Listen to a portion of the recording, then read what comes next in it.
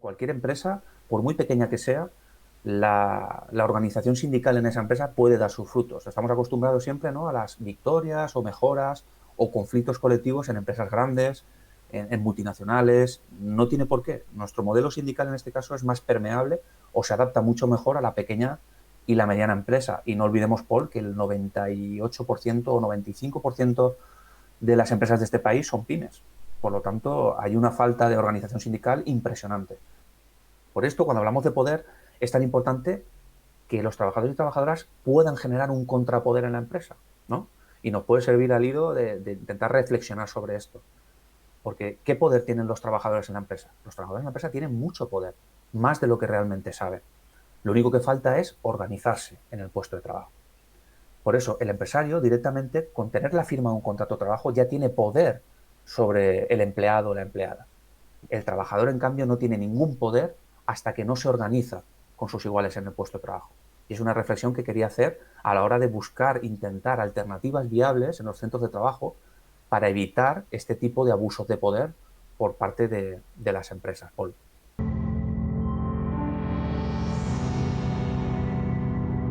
Esto funciona de manera que Antonio se ha preparado sobre un tema específico una pequeña formación, pero como hacemos siempre, si queréis preguntar sobre cualquier otro tema que os preocupe en vuestro entorno laboral o sabéis de algún colega o colega o familiar que se encuentra en una situación difícil y queréis consultar lo que sea, pues ya sabéis que Antonio lo responde al momento, ¿vale? Os leemos por aquí y lo respondemos. Hablando del poder disciplinario, siempre hablamos de límites del poder disciplinario.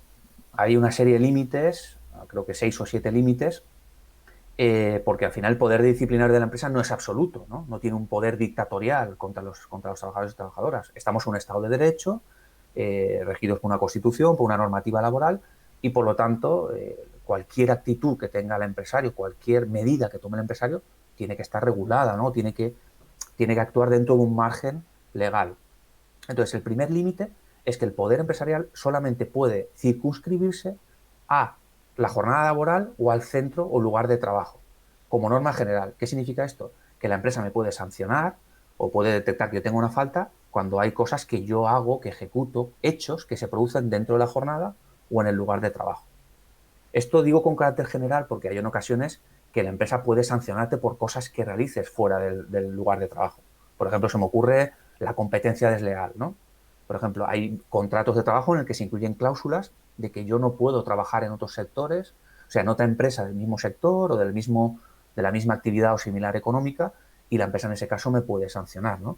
No lo estoy ejerciendo esos hechos dentro del lugar de trabajo, fuera, pero me puede sancionar porque está incluido en mi contrato de trabajo.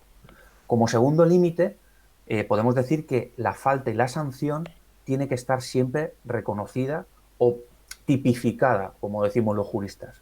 ¿Qué significa tipificada? Que tiene que estar recogida en algún texto, marco legal o convenio colectivo. Por ejemplo, el Estatuto de los Trabajadores recoge varias faltas, muy poquitas, ¿vale? Pero reconoce algunas faltas. Si no estuvieran reconocidas en el Estatuto de los Trabajadores, la empresa no me puede sancionar por una falta que se invente, ¿no? Una falta inventada. Como digo, tiene que estar recogida en el marco legal o en un convenio colectivo de aplicación. Por eso siempre es importante que revisemos el convenio colectivo, mi convenio colectivo de aplicación, ya sea sectorial, de empresa, etcétera. Porque en ese convenio colectivo siempre se suelen disponer un listado de qué faltas existen, tanto leves, graves como muy graves. Otra limitación al poder de la empresa es lo que se le llama la singularidad de la sanción, lo que se dice en latín non bis in idem. ¿Qué significa esto en latín? ¿No? Nunca mejor dicho, como decimos los juristas, que no se puede sancionar a una misma persona por los mismos hechos en más de una ocasión. No sé si queda claro. Es decir, si yo cometo una falta, esa misma falta no me la pueden sancionar dos veces por esos mismos hechos. ¿Vale? Otra limitación es en cuanto a las sanciones, ¿no? ¿Qué tipo de sanciones me puede poner la empresa? ¿No? A ver, no puede poner sanciones que estén al margen de la ley. Nos han llegado algunos casos, trabajadores que dicen, no, es que mi empresa me ha sancionado, me han suprimido un plus, un complemento que yo tenía en la nómina, desde que cometí esta infracción, la empresa me la ha eliminado. No puede, totalmente prohibido. Esa sanción sería nula. Ni reducción de vacaciones, ni reducir descansos, ni multas dinerarias, ni supresión de pluses, todo eso son sanciones totalmente prohibidas. El principio de proporcionalidad, y esto es muy importante. Las faltas tienen que ser, las sanciones tienen que ser proporcionales al hecho, a la persona y a la sanción que me imponen. ¿De acuerdo? Si yo cometo un hecho, no puede imponerse la sanción máxima por ese hecho. Tiene que graduarse. Por poner un ejemplo, las ofensas verbales al empresario, ¿no? Todos sabemos que pueden sancionarme, es una falta y me pueden imponer una sanción. Bueno, pues en el caso de ofensas verbales al empresario, habría que analizar la situación, ver en qué circunstancias se ha producido, ver qué personas estaban implicadas, qué tipo de ofensas, ¿no? Eran unas ofensas, ofendían mucho al empresario. Culturalmente, esas ofensas pueden ser consideradas como algo habitual en las relaciones personales, en la sociedad. ¿Me explico, Paul? Sí, sí. Todo eso tiene que analizarse y tiene que ser proporcional. No tiene libertad el empresario para sancionar como él considere. Siempre tiene que haber un criterio, un principio de proporcionalidad. Y esto es muy importante cuando impugnemos judicialmente la sanción. Y por último, ya el último límite, aunque será por entendido, es que no puede vulnerar derechos fundamentales, ¿de acuerdo? Nunca. Y lo decimos siempre, cuando hay una actividad sindical, yo estoy ejerciendo un derecho fundamental, a mí no me pueden sancionar por ejercer una actividad sindical, ni puede estar relacionada esa sanción con mi actividad sindical, porque estaría vulnerando el derecho fundamental. Por tanto, esa sanción sería nula. Eso en cuanto a límites, que son importantes y yo creo que la gente debe de saberlos a la hora de saber cuándo me impone una sanción, si cumple el empresario con esos límites o no. Si te parece, podemos hablar de la prescripción de las faltas. Las faltas prescriben, ¿de acuerdo? Y impiden que cuando la falta ha prescrito, la sanción me pueda sancionar por esa falta. Yo siempre lo explico así. No es lo mismo una falta que una sanción. La falta es el hecho que yo cometo, que puede estar estipulado en el Estatuto de los Trabajadores o en mi convenio colectivo, y la sanción es, nunca mejor dicho, el acto disciplinario que me impone la empresa por haber cometido esa falta. Faltas leves prescriben a los 10 días desde que se comete el hecho o desde la que la empresa tiene conocimiento, 10 días, como digo, leves, 20 días las graves y las 60 días las muy graves. En todo caso, 6 meses, cualquier tipo de falta, desde que se cometió, prescribe. ¿Cómo la empresa puede sancionarme, ¿no? Y qué proceso tiene que seguir? Lo ha comentado antes también la compañera que nos ha escrito por el chat. Le habían entregado un escrito, dándole plazo para hacer alegaciones, ¿no? Esto forma parte del proceso sancionador. Siempre, recordamos, hay que revisar el convenio colectivo de aplicación, porque muchos convenios colectivos estipulan o regulan un procedimiento sancionador con determinadas características. Entonces, es interesante siempre, antes que nada, mirar nuestro convenio. Sé que me repito mucho, pero es necesario para que la gente lo sepa. ¿Qué pasa si no se cumple el procedimiento sancionador? La consecuencia es que esa sanción es nula, ¿de acuerdo? Menos la sanción que tiene que ver con el despido disciplinario, que lo vamos a ver por último. Pero para que se nos quede en la memoria, si no han incumplido el procedimiento de la empresa, podremos anular esa sanción, sea la sanción que sea. ¿De Si no han acuerdo? cumplido el procedimiento. El procedimiento sancionador, que establece el convenio o el que sea. Suele haber un procedimiento. Menos las faltas leves, por ejemplo, que no tienen ningún tipo de formalidad. Las faltas leves, lo que dice la ley es que solamente hace falta una comunicación, pero no hay una formalidad. Al contrario que las faltas graves y muy graves, sí que hay una formalidad por escrito. En el escrito que me comunican, como que yo he cometido esa falta grave o muy grave, deben de concretar los hechos, la fecha en la que se cometen y la fecha de efectos de la sanción. Si a mí, por ejemplo, la empresa me impone una sanción muy grave y no me concreta con claridad y con detalle qué hechos he cometido, cuándo se produjeron esos hechos, qué testigos existen, por ejemplo, etcétera, ni me dice la fecha en la que me va a imponer la sanción, me está generando una indefensión y por lo tanto yo también podré impugnarlo en los tribunales y conseguir la nulidad. Muy importante siempre, y esto que se nos retenga, cualquier documento que me presente la empresa, siempre tenemos que firmar no conforme y la fecha. Esto es lo que nos va a permitir luego poder impugnar la sanción. Si yo la firmo y no alego nada, la empresa podría decir, hipotéticamente, que yo estoy de acuerdo con los hechos que se me describen en la carta. ¿Correcto? Por lo tanto, siempre no conforme y la fecha. Y un truco para la gente que nos está escuchando. En ese periodo de alegaciones que te deja la empresa, ¿no? Desde que te lo comunica hasta que te impone la sanción, que te dice, alégueme lo que usted considere. Nuestra recomendación como asesores es no alegar absolutamente nada. ¿Y por qué? Porque la empresa, cuando te comunica este expediente contradictorio y te da la opción de alegar, la empresa ya sabe que te va a sancionar. No vas a conseguir nada con esas alegaciones. Al revés, si no tienes un buen asesoramiento y alegas algo que pueda estar en tu contra, esto es como cuando te detienen, ¿no, Paul? Que te Claro. dicen, ¿quieres alegar algo? No, tengo el derecho a permanecer en silencio. Pues hasta que esté mi abogado. Pues en este caso recomendamos lo mismo. No alegar nada, a no ser que sea que los hechos son rotundamente falsos. Es una frase. Los hechos son rotundamente falsos. Y ya está. Porque como empecemos a alegar cuestiones que exceden de lo que se nos está imputando, puede perjudicarnos en la sanción. Por lo tanto, lo recomendable, repetimos, es no responder a esa solicitud. La empresa tiene la obligación de, si estamos afiliados a un sindicato, afiliados o afiliadas, tener un trámite de audiencia ante su delegado. Es decir, que si a mí me pone una sanción grave o muy grave, la empresa tiene que comunicárselo también al delegado de mi sección sindical. Y tiene que estar delante mía el delegado cuando me entreguen la sanción. Eso es muy importante. Hay tres tipos de sanción. Una es la amonestación por escrito, que suele ser habitual sobre todo en las faltas leves. Incluso en algunas faltas graves o muy graves, la empresa, de buena fe, ¿no?, como ellos dicen, suele optar por amonestarte por escrito. ¿Qué es una amonestación por escrito? Pues es un escrito, la sanción es esa, el escrito. No supone nada más. Lo único es que esta sanción ya queda impuesta y, como decía Paul antes, si en el futuro cercano tienes otro tipo de sanción, puede ser acumulable. Otra es la suspensión de empleo y sueldo, y ojo con esta porque las empresas lo utilizan mucho en las sanciones graves y muy graves: 15 días de empleo y sueldo, 5 días de empleo y sueldo, un mes de empleo y sueldo. ¿Qué es una suspensión de empleo y sueldo? Es una suspensión, como dice su palabra, de mi contrato, una suspensión contractual. Es como un ERTE, ¿no? Correcto, ¿te acuerdas que hemos hablado de la Ujú. naturaleza, ¿no?, de la suspensión, o como una excedencia? Hablando de naturaleza jurídica, ¿eh? No Vale. es lo mismo, evidentemente, pero sí, la naturaleza jurídica es eso: mi contrato se queda en suspenso, no me despide, yo sigo teniendo una relación con la empresa, pero mi contrato se suspende y yo no puedo trabajar en la empresa, ni la empresa me abona salario durante ese periodo. Entonces es bastante complicado, porque un trabajador durante un mes sin recibir un salario y sin trabajar, pues es una sanción muy grave, incluso a veces más grave que un despido, porque el despido, bueno, pues yo puedo buscar otro trabajo, puedo cobrar el desempleo, puedo impugnarlo, conseguir una indemnización. En este caso no, estoy sin trabajo un mes, ¿de acuerdo? Y además, como digo, no puedes trabajar en otra empresa, porque se consideraría transgresión de la buena fe contractual. Por lo tanto, no puedo prestar servicios en otra empresa. Importante, como es una suspensión y tu contrato no está extinguido, ¿qué pasa cuando acaba esa suspensión, Paul? Que yo vuelvo a mi trabajo. La empresa tiene la obligación de readmitirme. Ha acabado ya la sanción y yo vuelvo a trabajar. Si no se produce esa vuelta al trabajo, entonces es un despido, que ocurre mucho y que la gente tiene mucho miedo y no suele reclamarlas.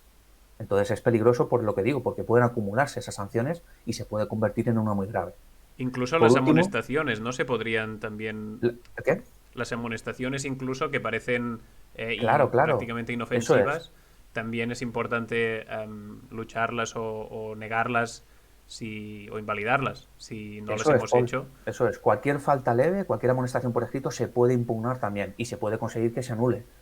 Incluso a nosotros muchas veces nos pasa que a lo mejor es una sanción grave, la impugnamos y la empresa, antes de llegar a juicio, dice: vale, tenías razón, es desproporcionada, te la reduzco a leve. Vale, pues perfecto. Bueno, a lo mejor me interesa, me la reduces a leve y ya veremos luego lo que pasa.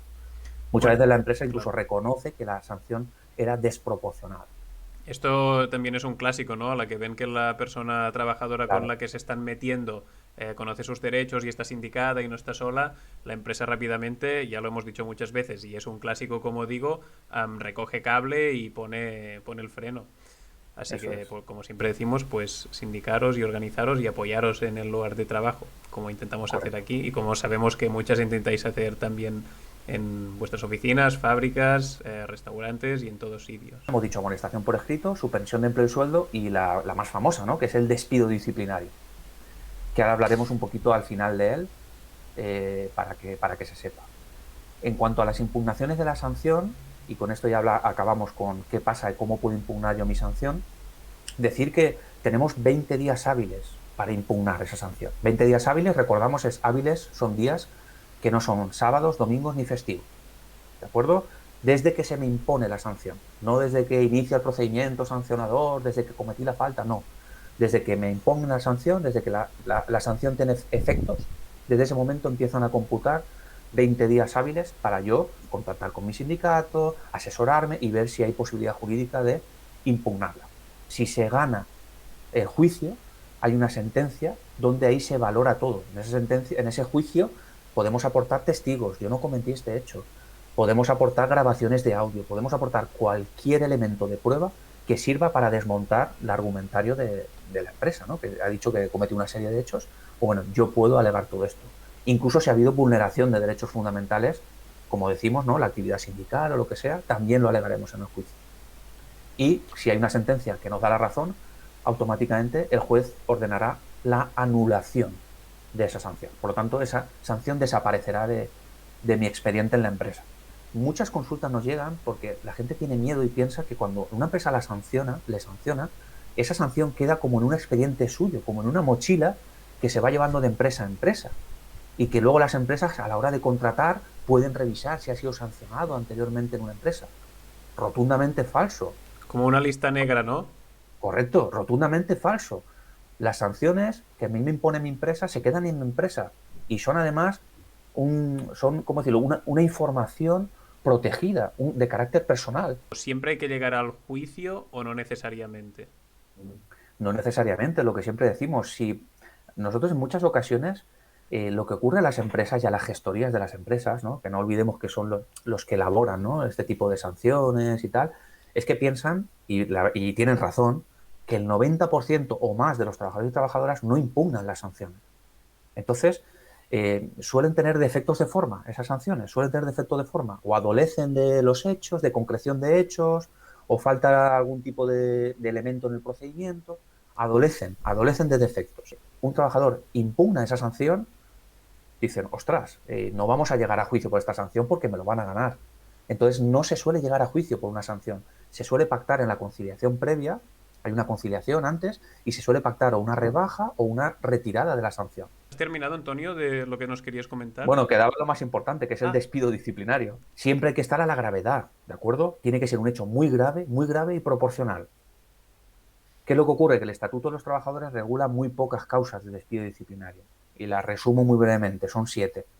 Faltas de asistencia o puntualidad al trabajo, ¿vale? Para que me acometa un despido disciplinario por faltas de asistencia o puntualidad, tiene que ser un hecho muy grave. No puede ser una simple falta de 5 minutos, ¿de acuerdo?